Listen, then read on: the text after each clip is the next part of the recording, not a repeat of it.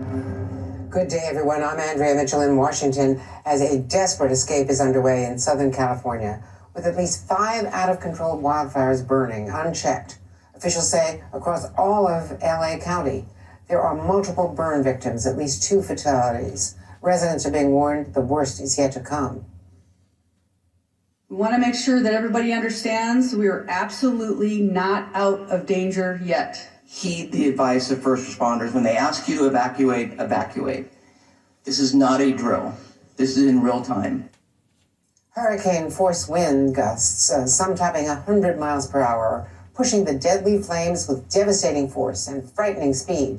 Thousands of acres destroyed in just 30 minutes. 19 million people are at risk. 80,000 residents are already under mandatory evacuation orders, and that number keeps growing. For your safety, you need to leave the area. Leave the area. Drivers yesterday forced to abandon their cars on narrow lanes and roads, escape on foot as the flames closed in on top of them along the famed Palisades Parkway. The homeowners are saying they're unable to access any exit routes. There's fire on both sides of the roads. Fire crews then used bulldozers to push dozens of charred cars off the road and out of the way. These densely populated neighborhoods often only have one way out, have not seen substantial rainfall in months. Some residents who evacuated last night are now going back in, trying to save all they can, including pets. This is unbelievable. Never thought it would happen to us. What made you come back home? This is home. What are we going to do? Where are we going to go? Exhausted fire crews are overwhelmed, but determined to do all they can. If anybody ever wonders how difficult it is to fight these fires, this is it right here. The force of Mother Nature, and the flames are just sideways. Take a look at that. This is what they're up against out here. It feels like a blowtorch out here when these flames turn around and kind of come towards you. But yeah, look, you can see he's using a tree to shield himself. He's actually using this tree to try to break that fire, that heat. And just look at how thick this smoke was as the sun began to rise on the west coast. You could only see a glimpse of daylight on the left, and on the right, complete darkness. All that smoke is creating major health risks for millions of people, even far outside the fire zone. We begin with NBC's Steve Patterson in Altadena, near the Pasadena portion of the fire. Steve, talk to us about the situation there. Andrea, the situation is dire. The winds, as we're now just coming on air, have started to pick up after a little bit of a lull. Meanwhile, firefighters, as you mentioned, are doing all they can, but there is a fully engulfed home in this neighborhood on just about every street we've seen, no matter where you go. These firefighters arriving on scene just moments ago, they are trying to protect the homes that are close by. This home we've watched literally just melt to the ground. Moments ago, there was a standing structure. As you see, it is now just molten fire. Behind there, you can see firefighters just putting foam on this home. There is an off-duty firefighter who lives here. This is his parents' home. We've watched him over the last half hour or so try to put as much protection as he can on this home to try to save it in case an engine does stop by. We've just, in the last few minutes, watched that happen. Firefighters now with foam, with water, trying to put as much barrier between what you see here and what you see here, just to save what's left here. Meanwhile, though, I mean, there are homes, dozens of homes that we've seen just driving through this neighborhood that have been reduced to rubble and ash, and if not severely damaged or fully engulfed on fire. We can take you just across the street here. You can see the fire engine now arriving. Neighbors everywhere looking out. Watch this fire hose.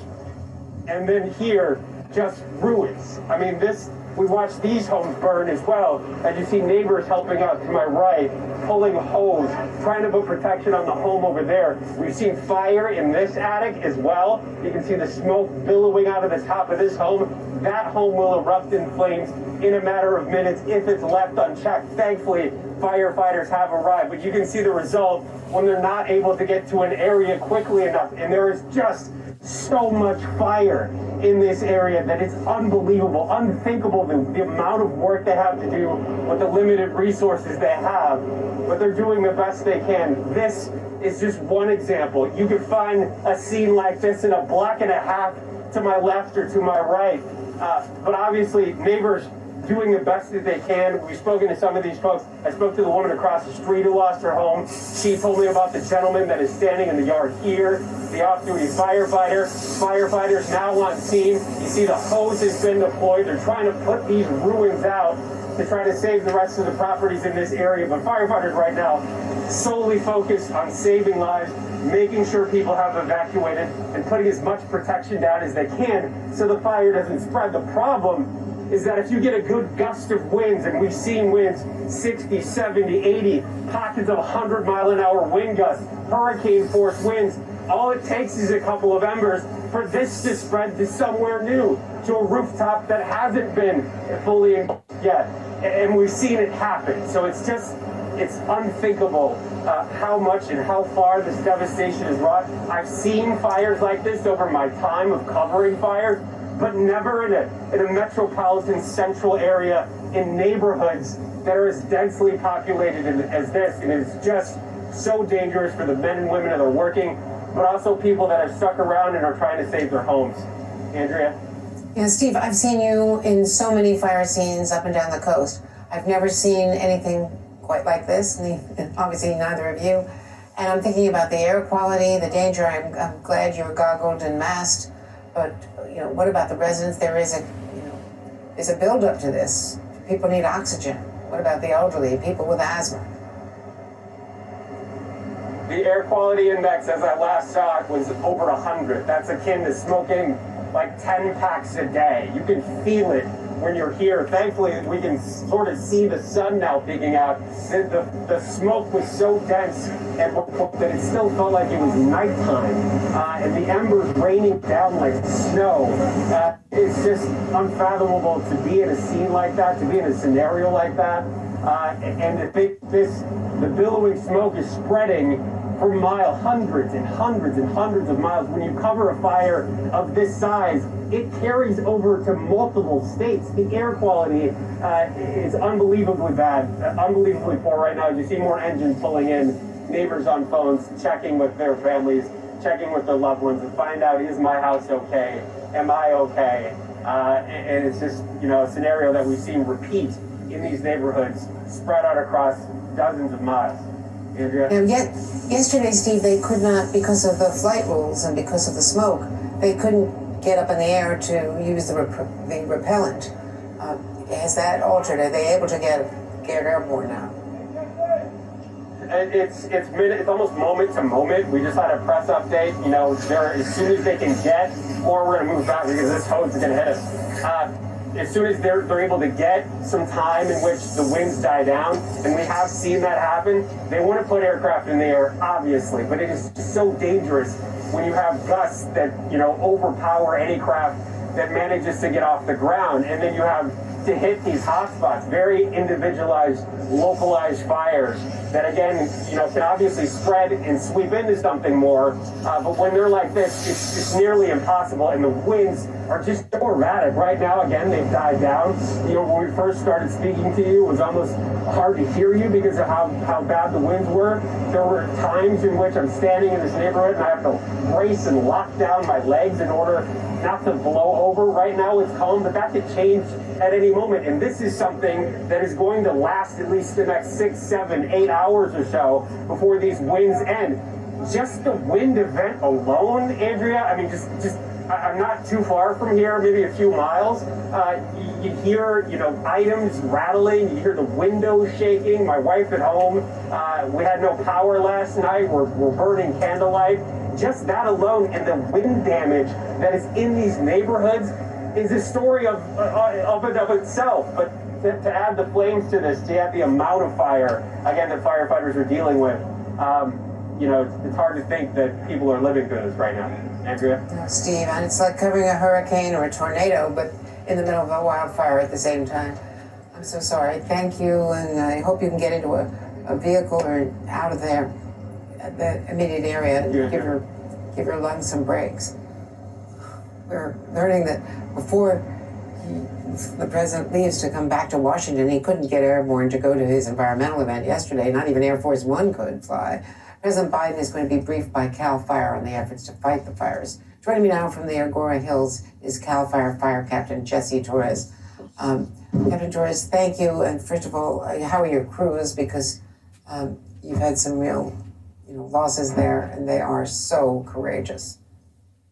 Yeah, definitely. The long night last night, a lot of the fire crews worked all night long, working the late hours, and still not have a lot of relief this morning. Normally we have relief crews that would come in, and not all of them have arrived yet. So those firefighters that started this fight yesterday at 10:30 in the morning are still going strong, and we'll get some relief crews out to them later today. Is there a chance that some of these 4 fires could converge and make it even harder to fight them? Yeah, a lot of our spot fires will converge. We're not too concerned about the other 2 fires, the Eaton fire and the Hearst fire at this time, but those conditions could change as the wind continues throughout the day. And I know that one firefighter, I don't know if it's from your team, is injured with a severe head wound. Off-duty firefighters are being called in. Do you need assets from other states? I'm sorry, can you repeat that? Do you need more help from other areas of California or the West Coast or other states? Because We do. From what I understand, we have requested more resources from out of state, from like Nevada and Arizona. So they may be en route later today as well. What about the water pressure? There's talk of water shortages, low pressure, that some hydrants have run dry.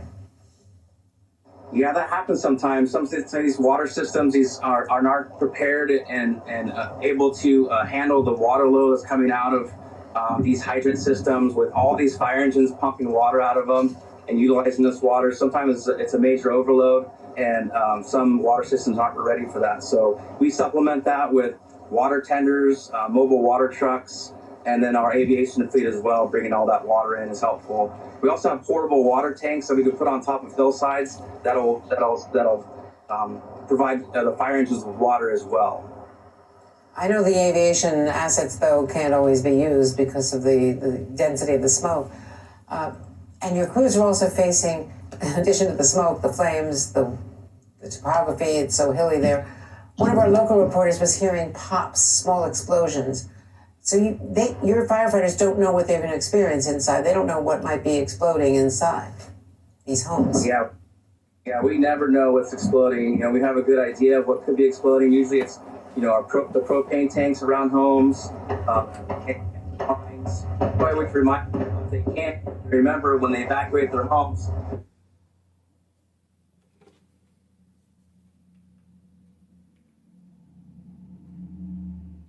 Around the home with explosions and power lines falling, that could be a hazard to firefighters. So how does the power shutoffs help prevent additional sparks when you turn off power? If we have an opportunity to save someone's home and we need to go inside a home to knock down a fire in a room and save that home, we want that power off to prevent any type of electrical hazards as the firefighters enter the home. Or sometimes there might be some type of electrical wires exterior of the home, so we want all that power shut off to that home completely. And that's what we would do normally in a residential structure fire as well. Well, Captain Torres, Jesse Torres, thank you so much. Godspeed to you and all of your teams. We wish you the very best in this disaster. And joining us now is NBC News weather anchor Bill Cairns. Bill, this is just beyond description, obviously. How to get out of control so fast? Talk to me about those winds. We haven't really talked about how dry it's been. I personally was not aware that it's been so many months without rain. Yeah, the rainy season begins in November, Andrea, and it hasn't rained. That's why we've gone 8 months since significant rain in Southern California. We knew this high wind event was going to happen, and that by itself was pretty historic. Mammoth was 135, Kirkwood 176 mile per hour wind gusts, Burbank Airport gusted to 90 miles per hour. So the wind event by itself did significant damage. And then you just throw in the mix this, urban wildfire, and that's why we have this just epic catastrophe, thousands of structures lost. And when this is all added up, this will likely end up one of the most destructive wildfires in California history. And it's still ongoing. There's still dozens of homes being lost as I speak. So here's the 4 fires that we're tracking. The 2 big ones, the one that's consumed the most property and structures, the Palisades fire. This one burned towards Malibu as we went throughout the overnight hours. The Eaton fire exploded. This one has, consumed houses and structures also. The Woodley fire is a smaller one. They're trying to get containment on this one. The Hearst fire is about 505 acres. That's just to the southeast of Santa Clarita. The Eaton fire, by the way, is blowing that smoke plume right over downtown LA. So that's why the air quality is really horrible. That's why they had all the kids staying at home and not in the schools today in those areas. This is the map that shows what is burned with the Palisades fire. So it actually started up here, then it kept jumping, and then last night it made this run down towards Topanga Beach. This is where a lot of structures have been lost. A huge neighborhoods just completely destroyed here. And now this fire is actually bumping up against the Franklin fire from 3 weeks ago near Pepperdine University. I mean, how wild is that? That, Pepperdine University twice in a month has to do cancel classes and evacuations. So as far as what's going to happen the rest of today, the winds are coming down. They did peak last night. They're still very high today, 40 to 60 mile per hour gusts. Here's the current gust. Santa Ana about 46, LAX gust to 31, Van Nuys about 35, Oxnard about 43. So this is where that fire is located near Malibu now, still in very strong winds. Other areas, the winds are starting to come down. By the time we get through this evening is when we'll finally get a big relaxation in the winds. The relative humidity, because it hasn't rained, is still bone dry, and that just helps the fires burn even faster. And as far as the red flag warnings go and the extreme risk, it's this area from north of downtown LA through Santa Clarita, right where we're watching most of these fires burning. And this extreme fire behavior, so maybe about 6 to 9 p.m. this evening, and then overnight, hopefully when the winds come down, they can get the air support on these fires and get a grip on it. And, the reason that this happened was because, the Santa Ana winds happen with huge high pressure, interacts with an upper level low, and that air that goes over the mountains, as it descends, typically it warms, it also speeds up, and that's why, Andrea, we have this extreme wind event. And, by the way, this next winter storm we're going to talk about later this week, moving across the country, is this storm that was just south of Arizona that's responsible for a lot of this mess. Bill Cairns, with everything we need to know, thank you, as always. We appreciate it. And in 90 seconds, the White House response to the wildfires with the president in LA, getting a first-hand look. You're watching Andrea Mitchell Reports. This is MSNBC.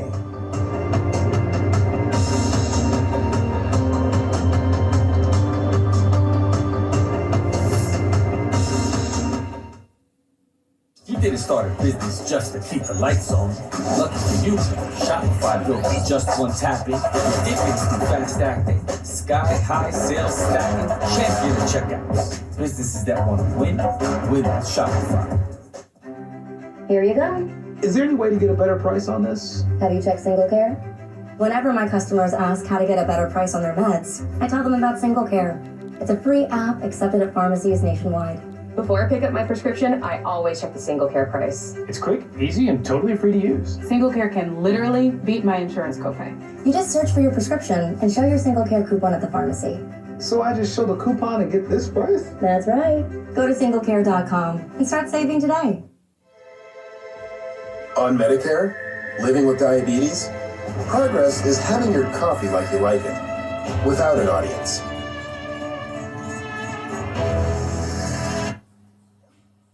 The Freestyle Libre 3 Plus sensor can help lower your A1C over time. Covered by Medicare for more people managing diabetes with insulin. This is progress. Ask your doctor about the Freestyle Libre 3 Plus sensor. Prilosec knows. For a fire, 1 fire extinguisher beats 10 buckets of water. And for zero heartburn, 1 Prilosec a day beats taking up to 10 antacids a day. It's that simple. For 24-hour heartburn relief, 1 beats 10. Prilosec OTC. And more now on our top story, the catastrophic wildfires around Los Angeles. President Biden is in LA with the First Lady, a previously planned trip. They're set to return to Washington later today. He'll get a briefing from CAL FIRE before he leaves the state. The president's climate event Tuesday had to be canceled due to unsafe wind conditions, the same winds that are fanning the flames around LA. And we've learned that the vice president's Los Angeles residence is under an evacuation order. The White House said that no one was at the home at the time. NBC White House correspondent Kelly O'Donnell joins us now with a lot more. So Kelly, this has got to be of grave concern. I know the White House is ordering FEMA into action to try to help, because we just talked to a fire captain. They need more firefighters, and they're also having, all of the aerial problems. They can't get the water in play in many places, not just because of low water pressure, but because they can't get up in the air.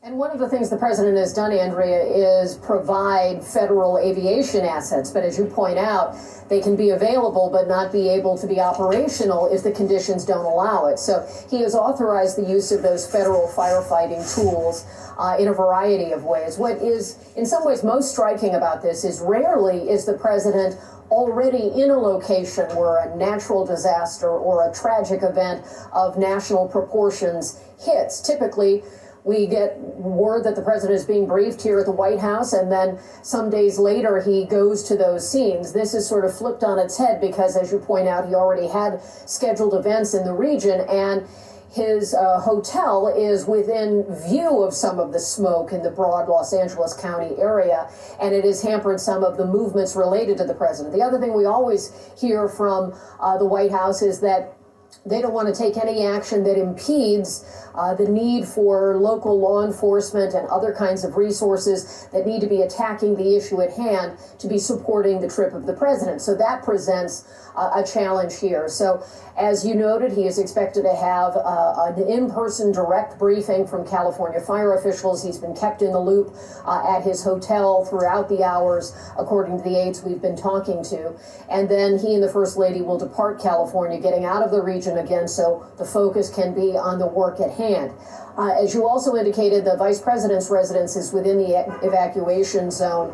I spoke to aides of hers, and of course, they're preparing to move back to that home in just a couple of weeks when she leaves the official residence of the vice president when her term ends. And the Secret Service responsible for protecting that residence had to reposition as well. That may be very small in comparison to all of what is happening with people's lives at risk and injuries and their homes being destroyed. But just the sign of how, in this instance, there are some personal overlaps with the administration as well as their official role in responding to this. Andrea? Yeah, it's all extraordinary, but having been out west, even a state or two away from the location of a wildfire, just by being in LA, even indoors, the air quality is affected, and he'll be very aware of the smoke and of the way it affects your throat and your eyes. Kelly O'Donnell, thank you so much. And joining me now, Democratic Congressman Jimmy Gomez of California, whose district includes part of Los Angeles. Congressman, first of all, what do you know about what's happening right now to your constituents and to your family? First, let me just thank the firefighters that are putting their lives on the line, fighting this fire. Also, I've never seen anything like this where you had multiple fires breaking out all over LA County. In my district, my wife received an evacuation warning on her phone this morning. A lot of my constituents have received that as well in the area of Eagle Rock. My wife happens to be here for my swearing in, as well as my son. But I've been receiving photos and text messages about the conditions. It's dark, the air quality is bad, and people are scared. So we want to get information out to them that's accurate. So they should follow the LA Fire Department's Twitter handle, as well as their website, the mayor's office, but don't go off of just rumors that they see online, because that can lead you down the wrong path. So follow trusted sources like the fire department as well as the mayor of LA. Are there any special precautions that you believe residents should be taking? Well, if they get an evacuation warning, they should start preparing. I had a friend of mine and a constituent who got it this morning. She didn't know how to prepare. So there are the 3 Ps, basically people and pets, papers, phone numbers, important documents, prescriptions and vitamins, and also any kind of memorabilia you want to keep, any kind of photos, and then your personal computer and plastic, your credit cards and your money. You got to be prepared, because this thing is evolving by the minute, and if the wind changes and ember just happens to drift miles away, your house and your neighborhood can be in trouble. So be prepared. If that evacuation order comes, get out, take it seriously. And just watching these pictures, it's so frightening. How old is your son, Congressman, if I may ask? My son is 2 and 4 months, and I know he is has a daycare that is in Eagle Rock, just north of Colorado. That's where a lot of the people are really in the line of the fire. The 134 freeway is just at the edge. That's where it's already been issued evacuation orders to evacuate. That's just right at the edge of that neighborhood. So I'm thinking about all those kids in my neighborhood, my son, the toddlers, because you know when toddlers are not easy to even pick up to go to the grocery store. So when you're under an evacuation order, it's just so much more pressure. So I want them to be prepared if something happens. They need to get out as quickly as possible.